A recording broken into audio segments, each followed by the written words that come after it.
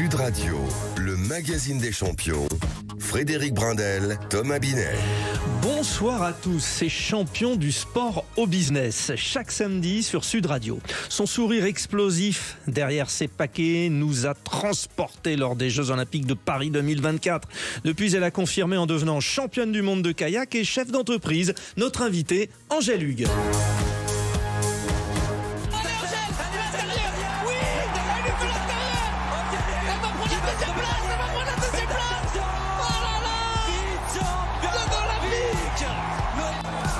Noémie Fox, championne olympique.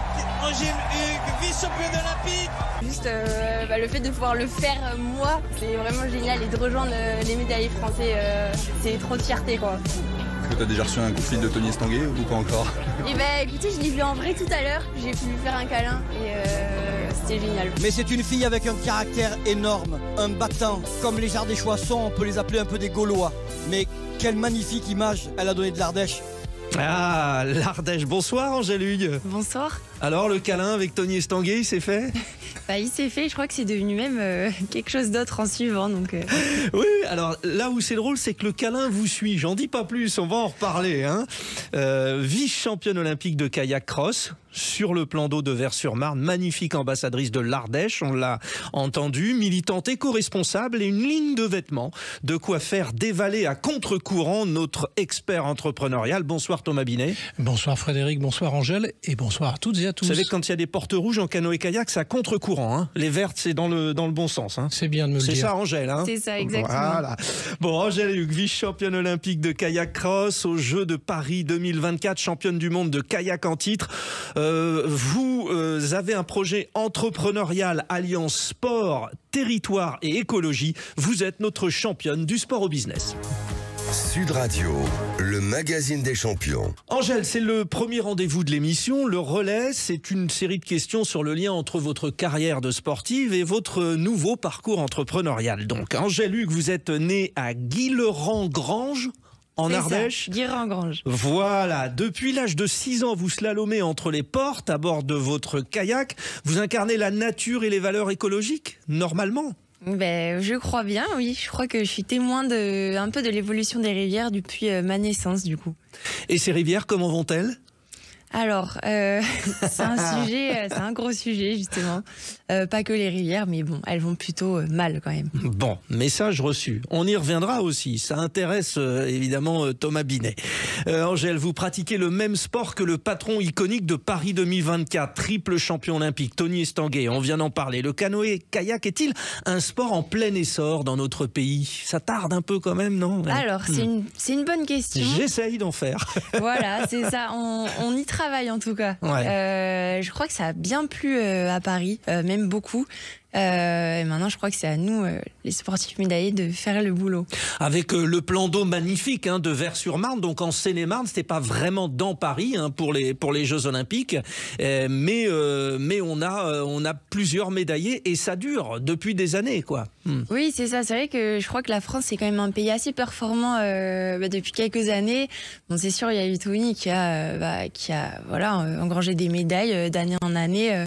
Et je crois qu'on a vraiment envie maintenant de continuer avec l'équipe. Nicolas Gestin, c'est ça, Titouan, champion olympique, Titouan Castric. C'est ça. Qui sont tous les deux champions du monde aussi en 2025 et même toute l'équipe de France qui est quand même performante. C'est beau, Angèle Hugues, votre médaille d'argent olympique en kayak cross, nouvelle discipline aux Jeux, symbolise-t-elle votre tendance à être précurseur ? C'est possible, oui.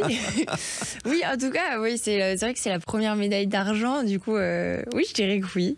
Bon, ce kayak cross, c'est un peu phénoménal. Vous l'avez vu, Thomas Binet, bien sûr, la course de kayak cross. Ils sont à 4 comme ça de front, ça part. Vous partez de très haut, Oui, alors à Paris, c'était 5 mètres de haut, presque 5 mètres. Il faut se lancer, quoi, avec le canoë. Oui, enfin, vous, avec le kayak, en l'occurrence, C'est vrai que la première fois qu'on monte sur la rampe, c'est assez impressionnant. Et bon, après, on a l'habitude, on l'a fait 200 fois au moins, donc ça va. Angèle Hugues, place à votre premier pas entrepreneurial. On va en parler. Lui, vous attend à genoux dans son canoë, parce que kayak, on est assis, à genoux au canoë.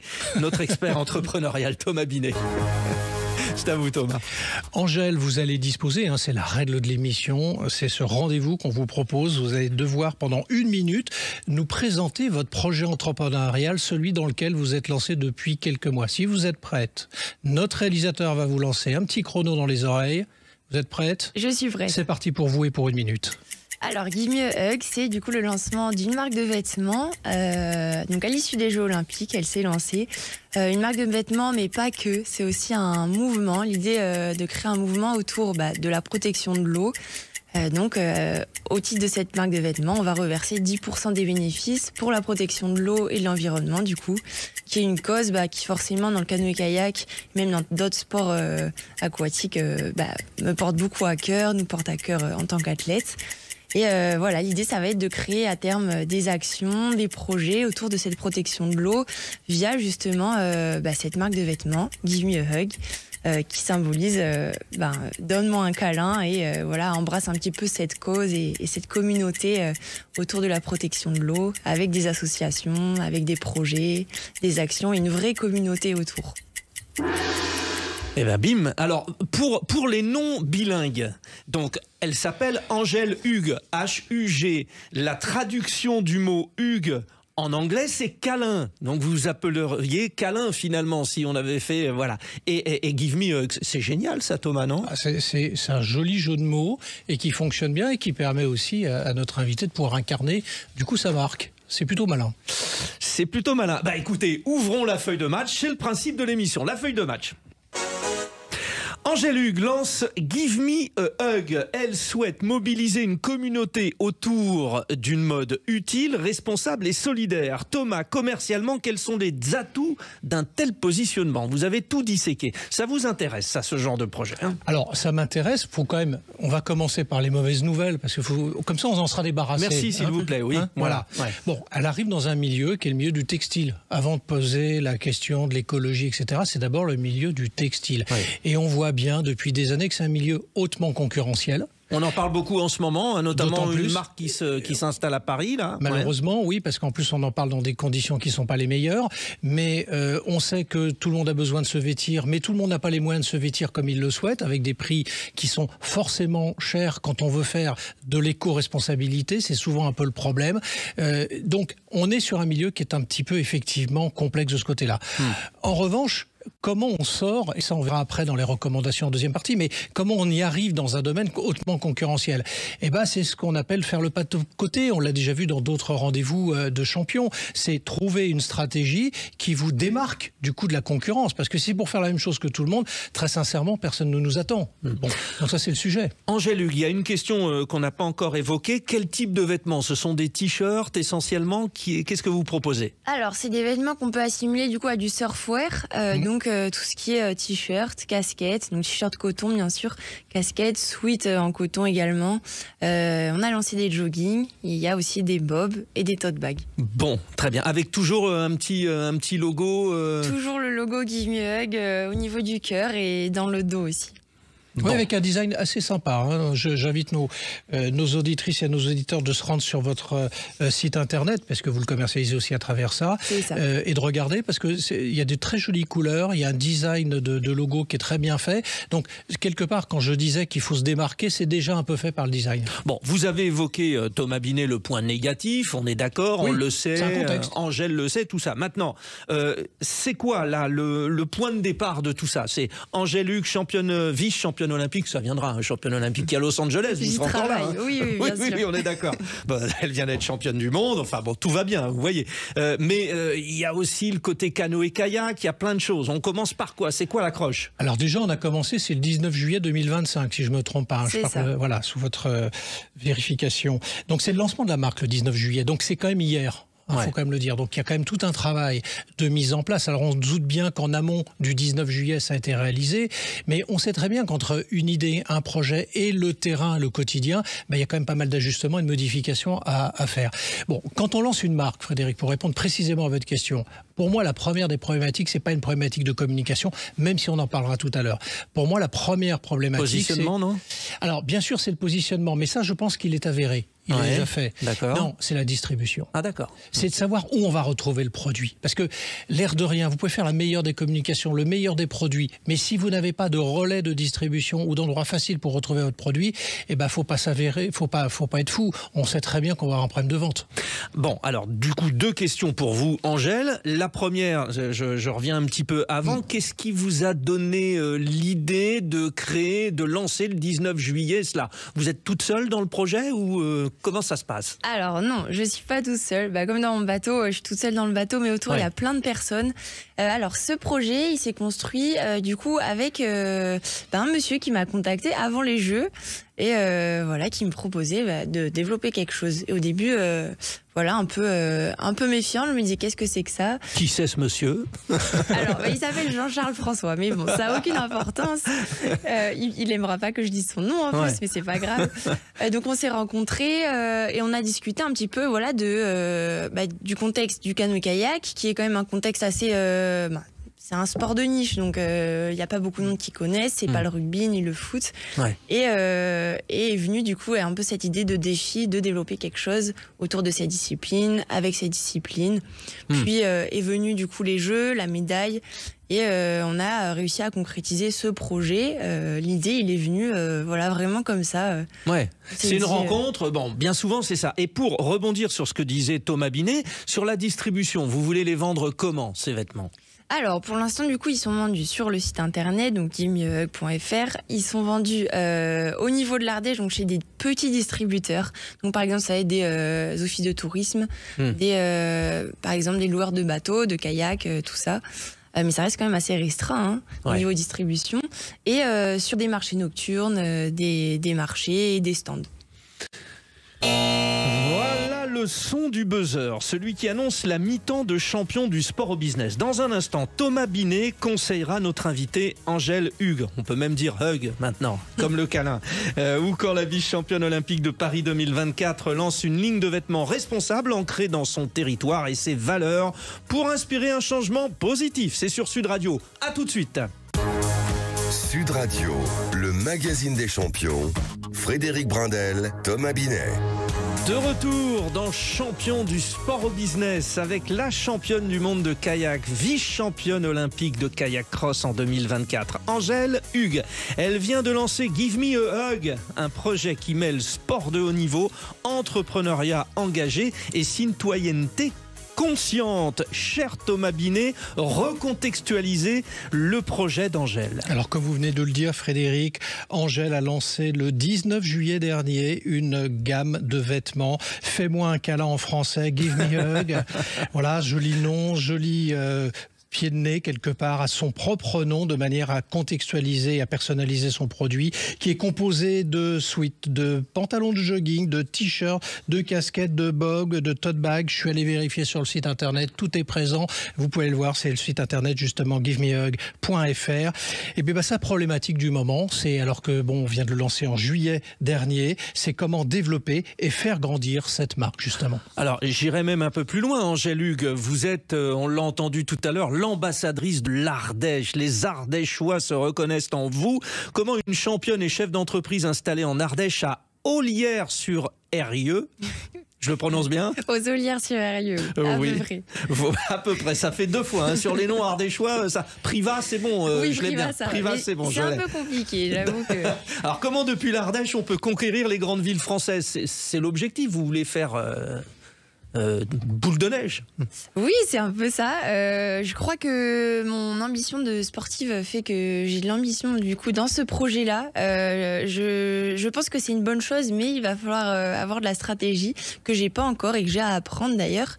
Mais oui, l'idée c'est quand même de sortir de l'Ardèche, qui est quand même un petit département, tout le monde le sait, et de sortir aussi un petit peu du monde du kayak, qui est aussi un sport... mais on va dire moyennement connu. Voilà. Alors écoutez, ça tombe bien, le principe de champion du sport au business, c'est qu'on vous met un coach spécialiste à disposition. Il s'appelle Thomas Binet, c'est le moment du coach. Alors... Thomas Binet, Angèle Hugues vous invite à répondre à cette question. Comment dynamiser le lancement de sa marque de vêtements responsable Give Me a Hug? Vous avez dit la distribution, comment on dynamise? Alors justement, parce que je pense que quand vous faites une stratégie, il y a globalement 4 piliers fondamentaux: le produit, le prix, la distribution et la communication. Alors le produit, il existe, il y a une gamme, on peut l'étoffer, on peut la développer en profondeur également, mais il y a déjà quelque chose de présent. Il y a un prix, puisque globalement on va les donner vos prix, c'est des prix TTC, le sweat c'est autour des 55 €, le pantalon de jogging 45 €, les t-shirts 35, casquette Bob 18. Bon, donc c'est des prix TTC, prix public, c'est des prix, j'ai vérifié, c'est dans les normes des prix, donc là-dessus, il n'y a pas vraiment de sujet. Alors, après, on peut avoir un prix plus bas quand on veut effectivement faire plus large en termes de cible, ou plus cher si on veut être un peu plus élitiste. Elle a décidé d'être dans une logique premium, éco-responsable, donc ça justifie son prix. On est dans de l'élitisme, c'est-à-dire vêtements de qualité, Angèle. Oui, c'est ça. C'est un compromis, mais on a décidé de faire ça pour la cause éco-responsable, justement. Bon. Alors du coup, il nous reste le 3e pilier et le 4e. Le 3e pilier, c'est la distribution. Et là, il faut effectivement s'y attacher, parce que aujourd'hui, sa distribution est plus confidentielle, parce qu'elle est d'abord liée à sa zone géographique et à son site internet qui, par définition, subit une problématique. Le site internet, c'est pas parce que vous mettez des produits sur votre propre site, Frédéric, que vous allez réussir à vendre. Il faut qu'il soit référencé, il faut qu'il soit connu. Bon, donc ça c'est une vraie question quand même, parce que il faut faire un peu de volume à un moment donné. Sur le site, vous en êtes où, Angèle? Parce que vous l'avez lancé, donc avec, j'imagine, des conseils, mais il demande à être valorisé, quoi. Oui, bien sûr. Alors déjà au niveau du design, mais après au niveau du référencement, comme on dit, aujourd'hui on se situe autour une commande par jour, ce qui est pas énorme, on va être honnête. Il faut commencer, 19 juillet 2025, nous sommes au mois de novembre, quoi. Tout à fait, donc c'est là où il faut effectivement avoir une caisse de résonance derrière. Alors, donc, qu'est-ce qu'on fait? Parce qu'on ne va pas continuer que sur Internet, Monsieur Binet. Non, on ne va pas continuer que sur Internet, même si ça reste quand même un moyen qui nous appartient. C'est facile quelque part parce qu'on maîtrise tout, c'est notre site Internet. Donc effectivement, comme vous venez de le rappeler, Angèle, il faut effectivement donner un peu de budget, parce qu'à un moment donné, c'est aussi le nerf de la guerre, pour permettre un référencement supérieur à celui que vous avez aujourd'hui. Mais évidemment, on tape « Give me a hug », Angèle Hugues, et puis... Là, évidemment, on tombe dessus. Mais ça, c'est quelque part un chemin très rapide pour le trouver. C'est si je tape t-shirt, si je tape jogging, je ne vais pas tomber dessus en revanche. C'est un peu le problème. Donc, il faut effectivement avoir d'autres systèmes. Alors moi, j'ai pensé qu'on pourrait essayer... Alors évidemment, ça demande d'avoir du stock et de l'immobiliser. Probablement. Mais si on règle ce problème financier qui est lié au stock, essayer d'avoir des concept stores dans certaines boutiques, des bonnes boutiques qui partagent vos valeurs, dans des boutiques qui sont des boutiques qui font sur la durabilité, sur le sport chic, de manière à montrer le produit et essayer de le vendre ainsi. Donc petit à petit, essayez, d'avoir une présence magasin, parce qu'elle sera utile. Angèle Hugues, évidemment, je l'ai dit, vous venez d'être championne du monde de canoë-kayak. Vous continuez votre carrière, vous n'allez pas avoir beaucoup de temps aussi pour vous y consacrer. Est-ce que... dans ce que vient de dire Thomas Binet, par exemple, aller démarcher, proposer tout ça, vous allez vous renforcer, embaucher? Alors oui, bon déjà je commence, je suis pas tout seul et heureusement.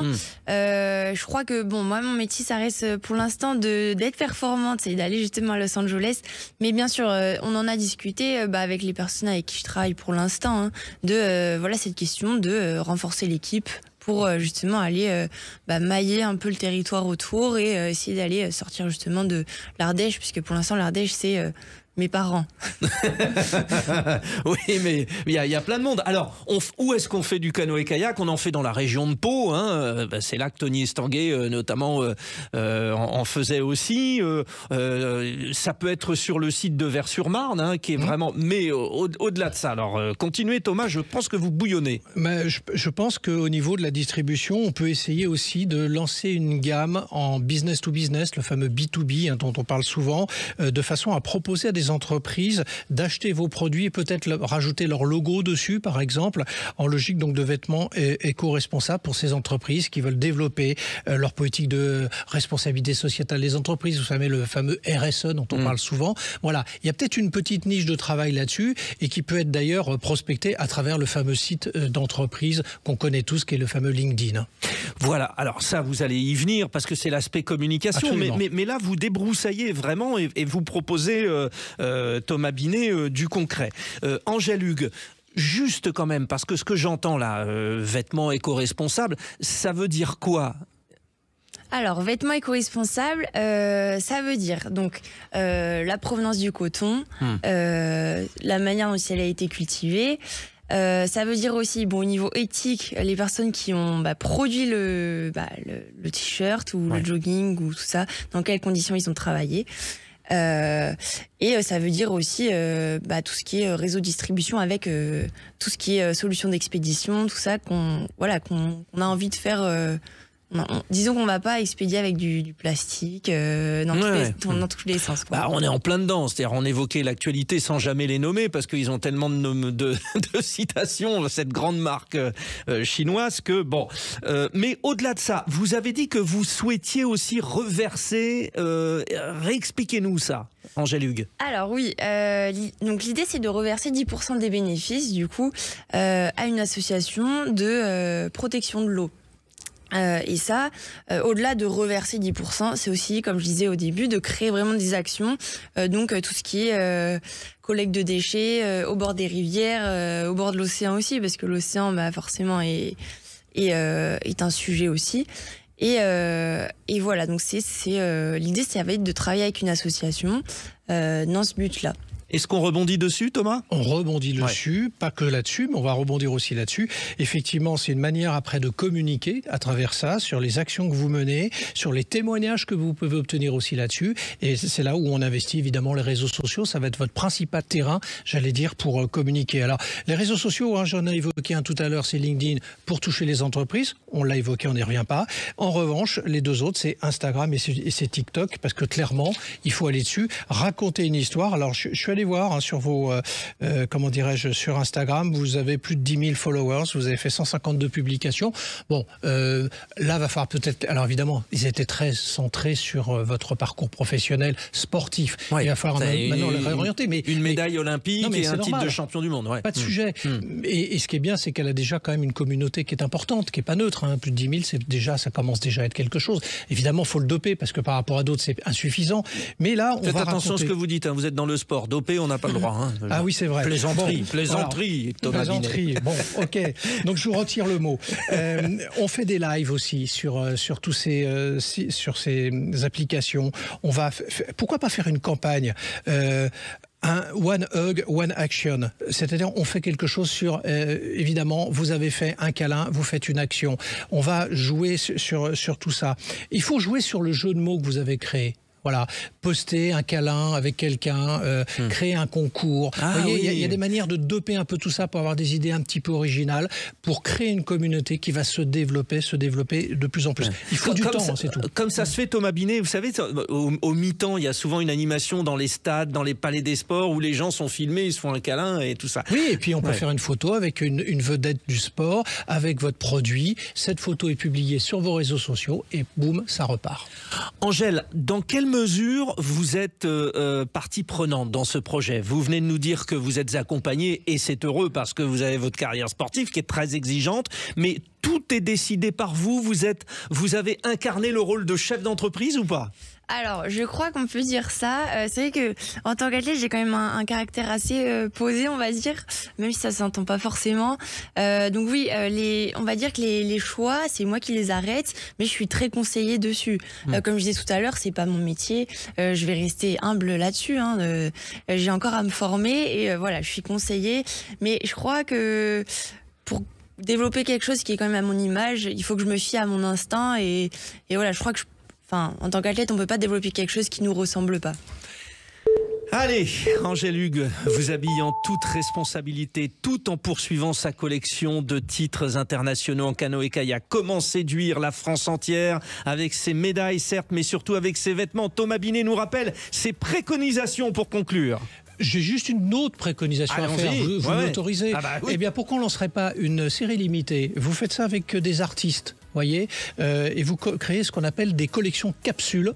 C'est limité évidemment tant dans la quantité que dans le temps, et ben ça fait du co-branding et ça peut être très efficace aussi pour votre marque. Quel type d'artistes, par exemple, des chanteurs? Non, des artistes peintres, des artistes de cette nature-là qui vont créer des designers qui vont créer quelque chose, vous associez vos deux marques. Voilà. Et sinon, il faut travailler sur la distribution et sur la façon de propulser sur les réseaux sociaux votre marque. Vous savez quoi, Thomas ? Vous méritez un câlin. Oh.